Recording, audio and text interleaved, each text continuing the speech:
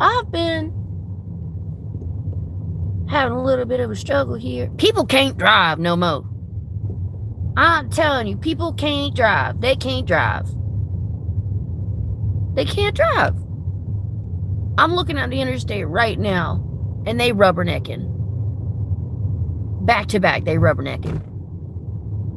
I'm sitting here like, I don't know how many times I have gotten out at this time. And I have not had this trouble at all.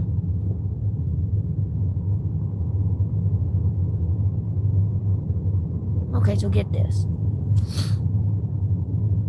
Have y'all ever had a teacher that should not be a teacher? I did. I did. I switched from nights to days, and I haven't been happier. Everything's starting to fall to place. But I cannot. Look at this, y'all. Look at this. It is backed up. It is all the way backed up. I won't be getting home, and I know I won't be making home in at least an hour. It's gonna take me at least an hour to get home because of this stupid traffic. Like, bruh. But today went well. Class went very well. I'd have to say the monks. Hi, honey. My husband's watching me. Hi, honey. School was great. Everything was great. Let's see, what do we have done today? I had several washes. Shampoos. Several shampoos. I had 2 retwists. And I come to find out that we do not do lock repair. Yes, dear. It's Carowinds Boulevard, or off of Carowinds Boulevard. You know, the highway around Carowinds. That it's absolutely hesitant. Hello, everyone. Hello. Have y'all ever been in a traffic jam and it absolutely pissed you off because nobody knows how to drive anymore? Does anybody know what I'm talking about? Does anybody know what I'm talking about? I cannot freaking stand this highway. I have to take it home every day. And exactly where the sun's positioned, just right in my face. Of course it is. So I either gotta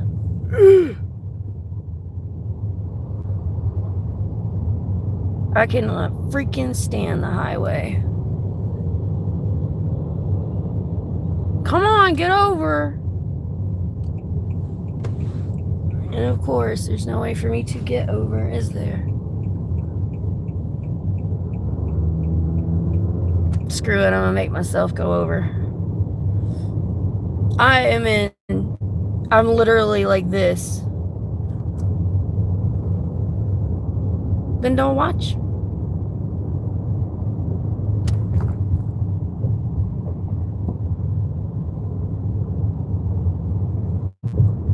I can't understand why people can't just be mindful of the road instead of just stopping, starting. Let's just go.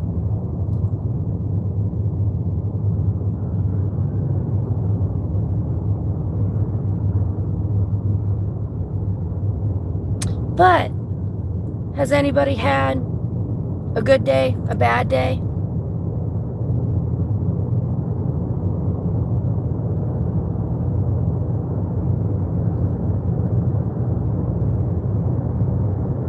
Anybody having a good day, a bad day? Good? Good. I've had a pretty good day myself. And just so everybody knows, I don't like anybody being rude or nasty to each other. I don't like anybody being rude and nasty to me. Everybody have respect for each other. If not, you can see yourself out. That's just common courtesy, common respect, common knowledge.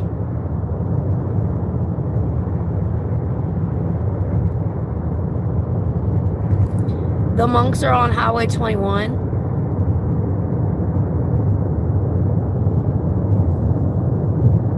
Oh yeah, that's right. And so we're in South Carolina, and recently there's these monks that have, I don't know why they're here, but apparently they're traveling the Carolinas.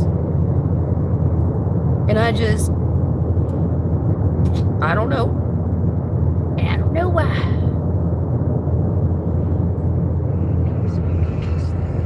Okay, so I have another question, guys. Have you ever had an experience with things that you can't explain?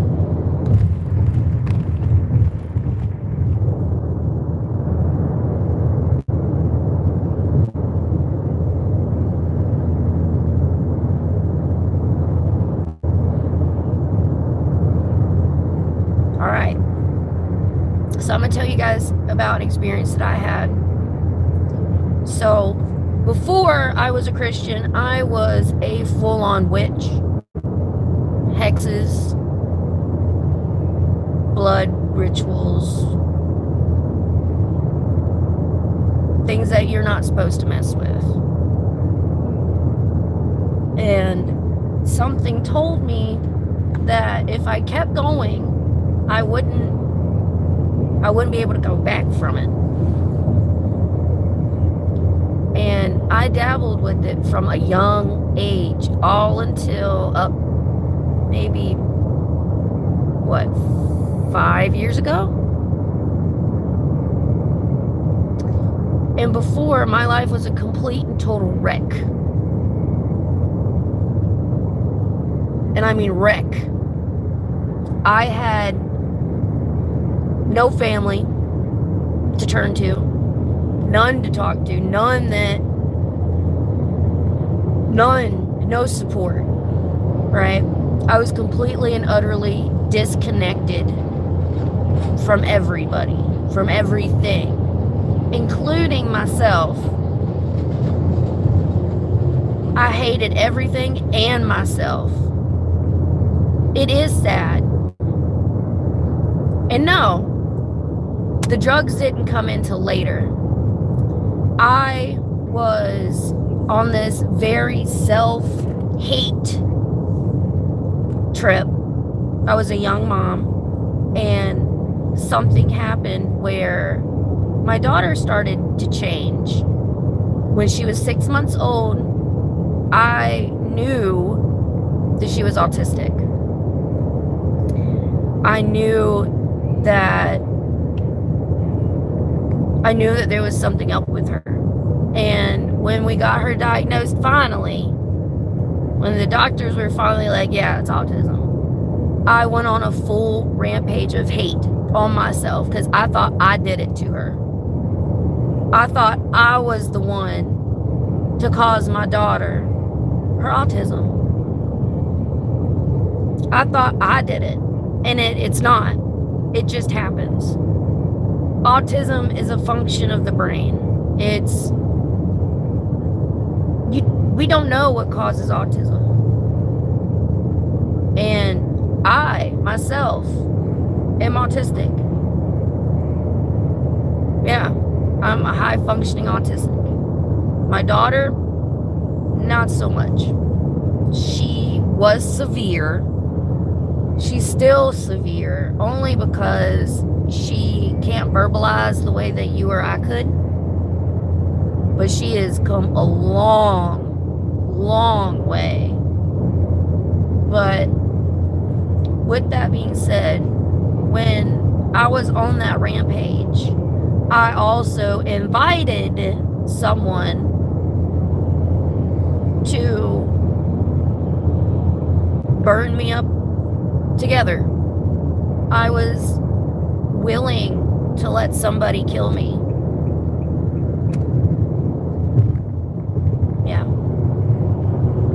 I was willing. I didn't believe that I deserved any good if I was the one to cause that to my daughter.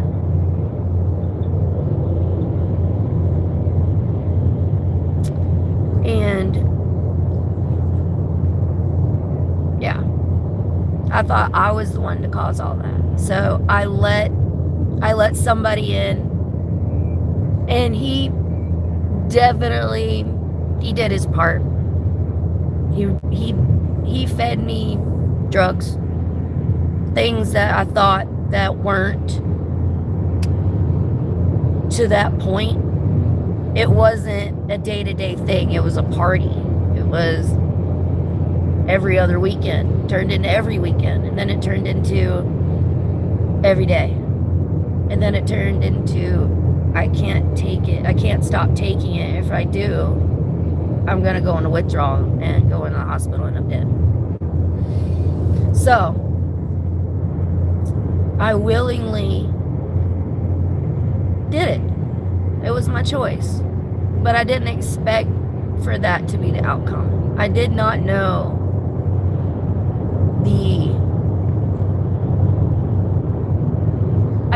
the amount of damage of what it could do.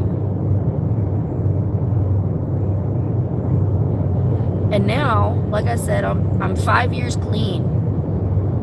5 years. It's been 5 years. And my message to everybody is, if you think you're gonna stay in that spot, you're gonna. If you can't fill a cup that they think is already filled, you can't teach them anything. And the funny part is that that person is still doing the same thing he is doing. The same thing, with just a different person. And that scares me more than anything. I pray. I do. I pray about safety, about the people that he comes in contact with, that he doesn't hurt them. And it's scary how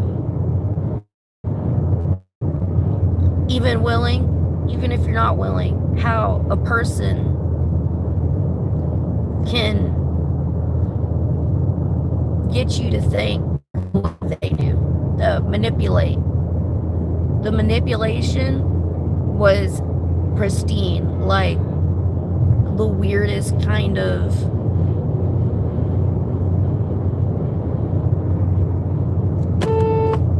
fucking idiot.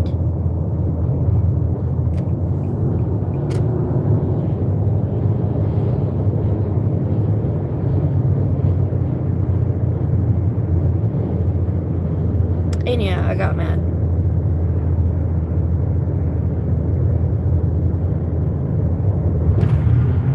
And yeah, I'm sorry if everything's a little weird.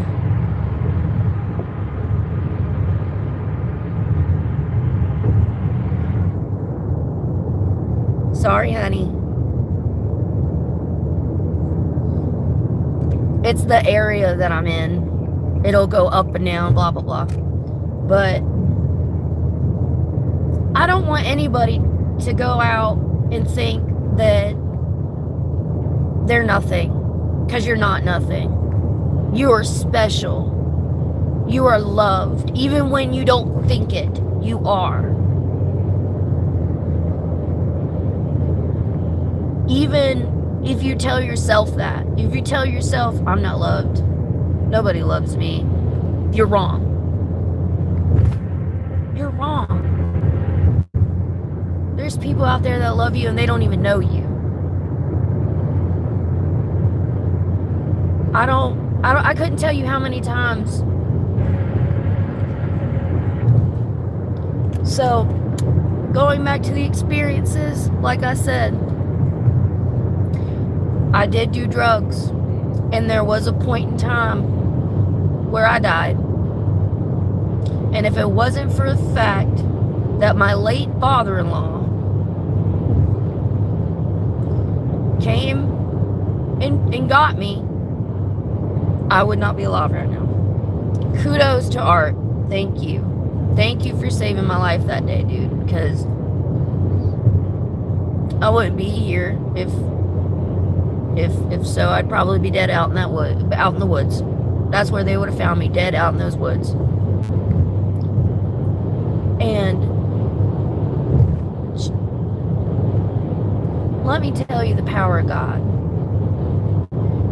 So that night, that day, it was early in the morning. The sun hadn't even came up yet. I told this guy I was so sick and tired of doing the same thing over and over again. He was $6,000 in debt with a drug dealer. $6,000. And I was done. I was done. I was so done. I was done looking over my shoulder. I was done carrying weapons with me everywhere I went. I was done having a target on my back. So I told him, let's go to Keystone. Let's go get help. Now, they gave us Suboxone. That's what it is. It's a Suboxone clinic. It's a clinic that helps you, if you're willing to do it the right way, to get off drugs. It'll keep you off drugs. They'll help you get jobs. They'll help you get a home, what have you, as long as you do the work. So I didn't do any of that. But what I did do is we went to the clinic that morning, got the Suboxone, went back to our spot. And we were told, don't take it until you're going through withdrawal. So, if anybody knows what withdrawal is, especially fentanyl withdrawal, you go through hypothermia. Don't know why. Don't ask me why. I don't know. I just know that I no longer carry fevers in the way of a fever. It's more like hypothermic fever, if you can say that. It's a hypothermic fever. And you're sweating constantly. You sweat so bad. Let me tell you, you sweat so much you can smell it. And that's really, really hard to do, especially when you're laying alone, when you're just laying down. And let me tell you, you feel like you're on fire, but you're cold at the same time. So, picture having a blanket on you, but have a fan underneath the blanket blowing cold air. That is what happens. And then you don't have any control over your bowels. You don't have any control over your mood. And you cannot stop crying. You cannot stop crying. It's a continuous cry.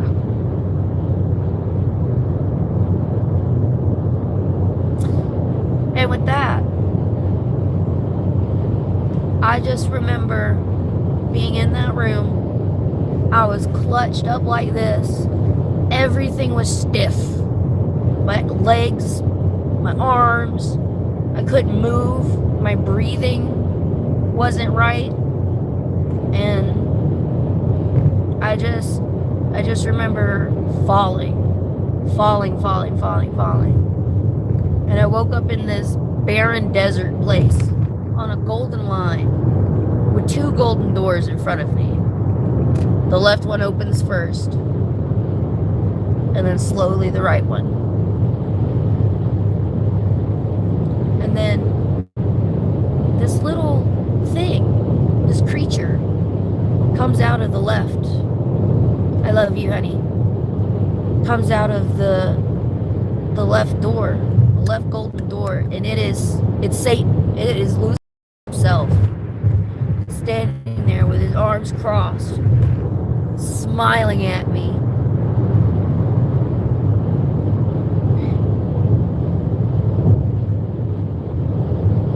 And on the other side, there's nothing there. There's a blue sky. You can feel something wonderful on the other end.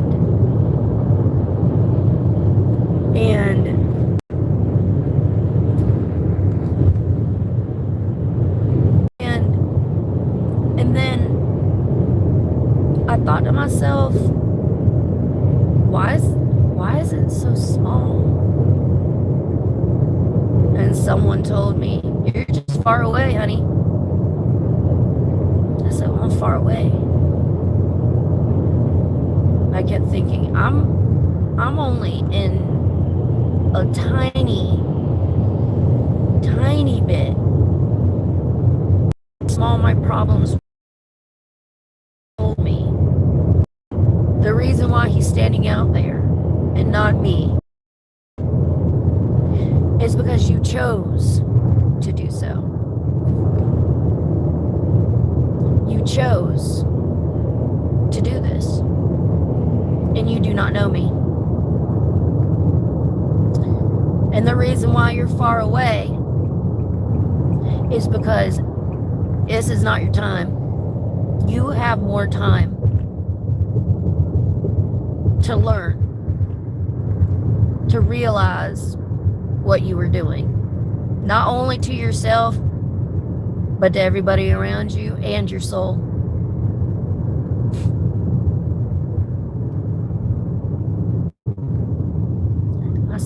And to this day, I will never forget the way that devil smiled at me.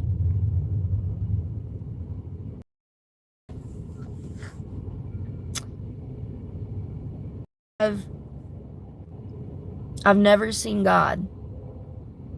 God is omnipotent. He's everywhere. He's everything.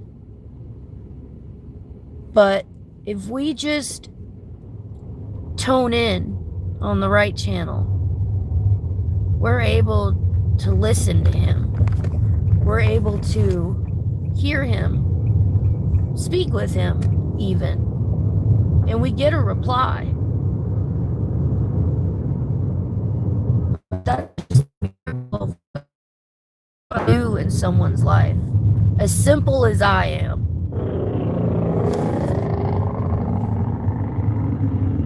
Okay, Mack truck. As simple and as small as I am, I'm still important. I'm still important to our God, to our Jesus. And so are you. So are you. Everybody. Anybody. All you gotta do is call on the name of Jesus. Repent. Repent. Say, I'm sorry. And then ask him to dwell in your heart, to dwell into your soul, to cleanse you, to refurbish you. I've never in my life thought that I would be right here. I thought I was always going to be in a valley.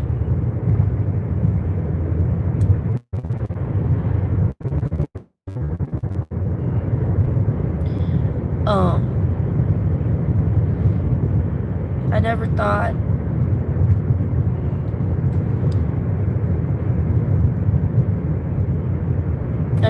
thought that I would be here on top of a mountain for once.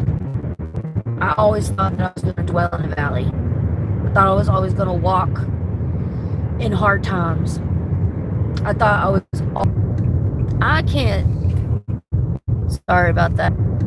I can't personally tell you what to do. I can't. But what I can tell you is that Jesus, if you on him, you ask for him to help you, and you into your part. My part, what I did is I read my Bible. I read my Bible and I talk to him. That's my advice. And if you know there's something that isn't right, and you feel that it isn't right, that's God telling you to run. I don't know how many girls have told me that they have disregarded their instinct. Don't. Even men out there too. I'm telling you. If you know there's something up, there's something wrong, you do something about it. And if you have a spouse, you have someone you live with, parents, sisters, whoever, and you have a problem and they aren't willing to work on that, they need to leave.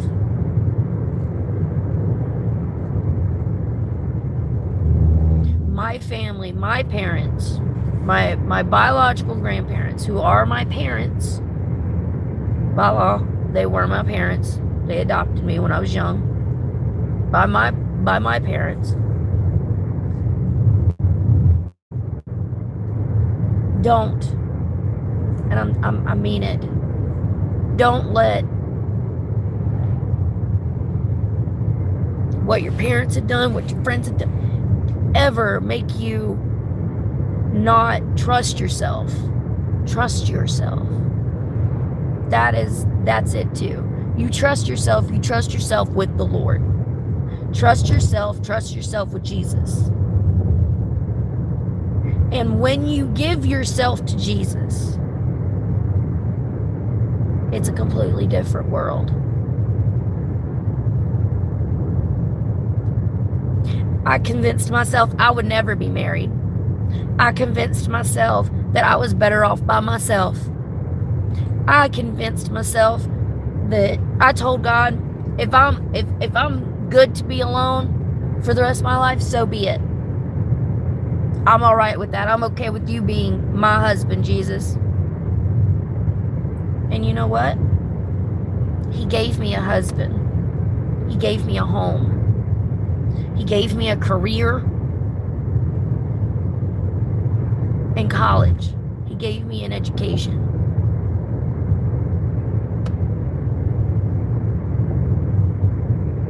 I never in a million years, in my lifetime, did I ever expect to be up where I am right now. And I know that God can giveth and taketh away. And I know one day that might happen. One day I might have to rely on myself again. Maybe. I don't know. But I've always known one thing. After I got saved, after I laid my chains down, chains in the river, when I laid them down and I got back up, I was free. I was free. And you can be too. That is it. That's what gets me so confused, is that you can have the faith as small as a mustard seed. And that is what it takes. That is what it takes. That's it. And then if you're willing to learn, God will give you, Jesus will give you whatever you ask for, on top of something 10 times better.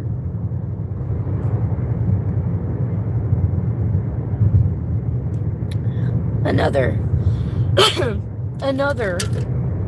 blessing, another miracle. I could tell you this. Like I said before, my daughter has autism. And I've been told that she will never be by herself. I was told she'd probably never go back into public school. But guess what? She's in public school. Not only is she in public school, she was a terrific kid for January. On top of, she's a straight A student in her academics. She's a straight A student.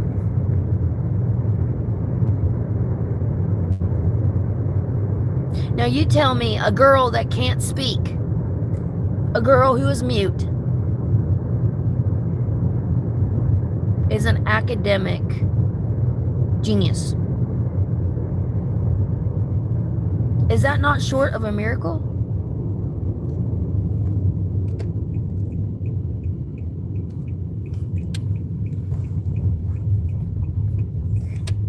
God can do so much if you allow him to. If you let him, I'm telling you, if you let him just take your problems away, any issue, your problems are so small to God because he can take them away. And not only can he take a problem away, he can solve them. He can solve your problems. Any problems. Any problem. He can solve any problem. And that is what's wrong with the world now.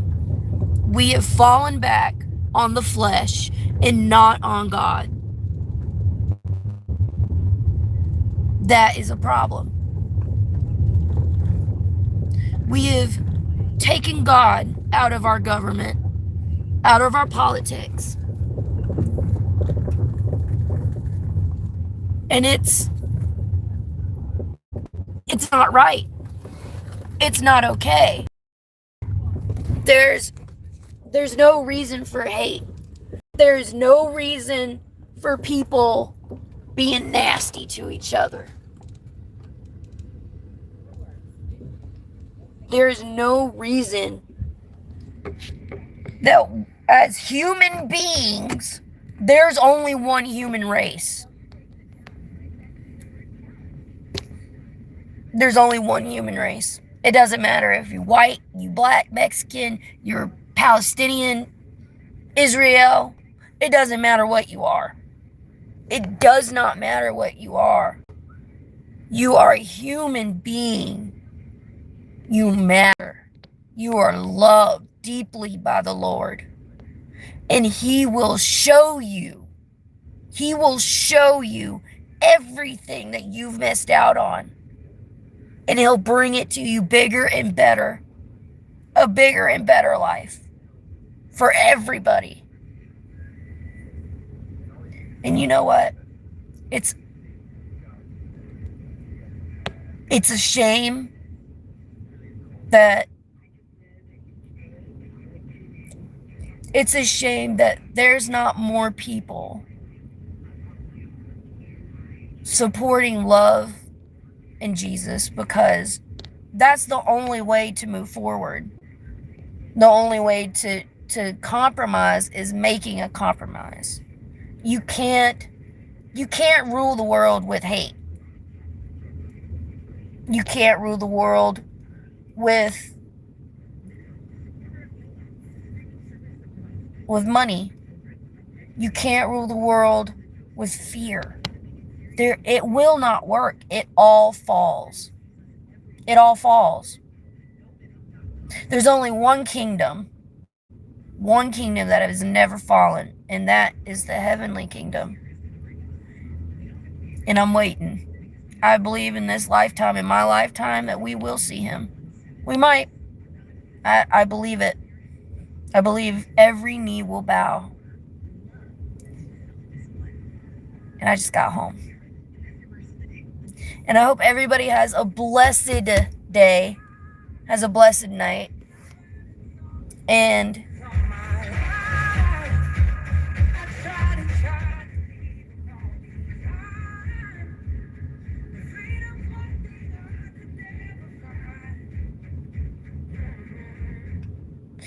look up Child by Lauren. I can't say her last name. Starts with a D. But I say, listen to your Christian music. There's more than just the old classic Christian music. K-Love. That's my favorite of all. I love, love, love, love K-Love, especially in the mornings. It helps. You need to start putting positive things in your life. Start off small and get bigger. Start with just a little grain of sand, and it'll change each and every day. Practice the things that you have trouble with. I have trouble with my anger and patience. I have a fuse, and it's only to really dumb stuff, like bullies. I can't stand a bully. And name calling. Can't stand a name caller. I can't stand cheaters. I can't stand liars. I can't stand just what is normal, considered normal nowadays. I'm sorry, I'm too nice for that. I've lived that life for so long. I got tired of being nasty. I got tired of being mean. I got tired of being tired. Right? I got so sick and tired of just it not going anywhere. It never went anywhere. The hate, the anger, it didn't go anywhere. It didn't build anything. It just made me an ass. Made me a jerk. I'm a 180 compared to what I used to be. What I used to be, I'd probably punch people in the face. But nowadays, I walk away if I get upset. You can't tell I'm upset. But yes, that's the only way you can, is you build with love. You build piece by piece. And honestly, if it wasn't for my husband and my daughter, I wouldn't know how to love. Jesus gave me my husband because I was too scared to let somebody else in. And if it wasn't, like I said, if it wasn't for my husband, Rick, being the way he is, I don't think I'd be where I am right now. He's a great man of God. Find you somebody that is in the church for God, not for themselves. Look for somebody. You find it in your heart. You do. You have to find it within yourself to move forward. You have to have Jesus with you. You have to understand in yourself, you have broken shards that need to be fixed. You have broken shards within you that have to be pulled out, right? We don't want to walk around with little shards of glass in our feet. That's uncomfortable. That's where God comes in. That's where he starts making things much comfortable, much more malleable for us. And it's the way that you have to go about yourself. You have to be kind to yourself before you're kind to anybody else. You got to learn to, like flowers, you have to feed them. You have to nurture them. You have to talk to them. You have to love them to get it to grow. Now look, I got to bounce off here for the night. I got some running around to do. I love you guys.